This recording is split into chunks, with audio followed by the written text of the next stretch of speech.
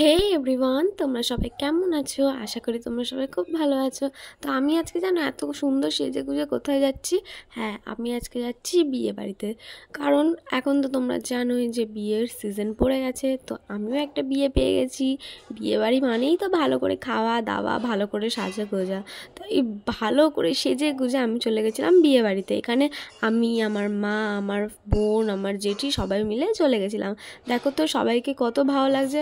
আমি প্রথম থেকে ইন্ট্রোটা নিতে পারিনি, কারণ আমি খুব ব্যস্ত ছিলাম, তার জন্য আমি প্রথম থেকে ইন্ট্রোটা নিতে পারিনি। তাই তোমাদের এখান থেকে ইন্ট্রোটা নিয়ে দেখাচ্ছি। দেখো এখানে আমার এটা মা, এটা আমার বোন, কত সুন্দর লাগছে। আর পাশে এটা আমার জেঠি হয়।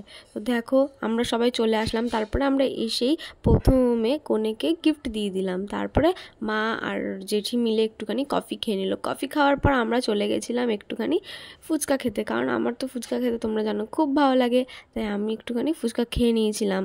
আর দেখলে অত বড় ফুচকাটা আমি কত সুন্দর একবারে মুখে ঢুকিয়ে নিয়েছিলাম। তো আর ফ্রিতে ফুচকা খাওয়ালে কেউ কি ছাড়ে নাকি? আমি তো যত পেরেছি তত খেয়েছি, কারণ আমি তো কফি খাইনি, আমি তো কফি খাই না।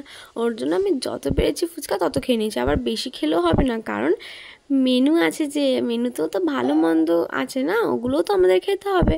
তার জন্য আমি একটুখানি ফুচকা খেয়ে তারপরে আমরা এখানে এসে দেখি যে এরা নাচ শুরু করে দিয়েছে। তো এদের দেখে আমার খুব নাচতে ইচ্ছা করছিল, কিন্তু আমি নাচিনি, কারণ আমি যদি নাচতাম তাহলে তোমাদের এই নাচগুলো কী করে দেখাতাম।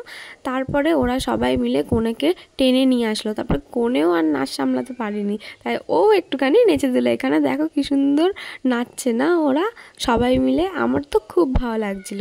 আর তোমরা গেস করো তো এখানে ওরা কী গানে নাচছে। আর জানো তোমরা কে কে বিয়ে বাড়ি পেয়েছো এই শীতকালে, তারা অবশ্যই আমাকে কমেন্ট করে জানাও, যে দেখি আমার সাথে সাথে আর কে কে এই শীতকালে বিয়ে বাড়ি পেয়েছে। আমি জানি যে অনেকেই বিয়ে বাড়ি পেয়েছে, কারণ এটা তো বিয়ের মরশুম, বিয়ে বাড়িতে সবাই পাবেই, তাই না?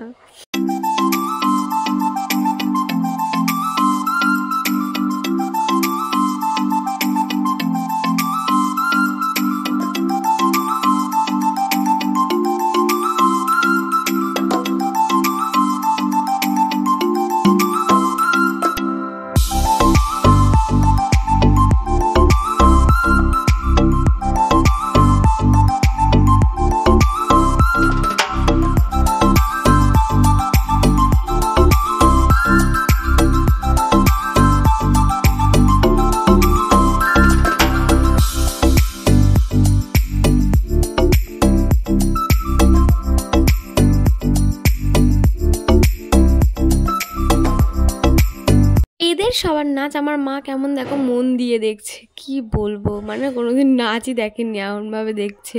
তারপরে দেখো বলতে বলতে এরা বরকেও টেনে নিয়ে এসছে নাচানোর জন্য। তো বড়ও তো একদম ফুল একদম এনজয় নিয়ে নাচছে, এখানে তোমরা দেখতেই পাচ্ছ। বড় নাচা স্টার্ট করে দিয়েছে, বরের সাথে বড়দের বন্ধুরাও নাচা স্টার্ট করে দিয়েছে।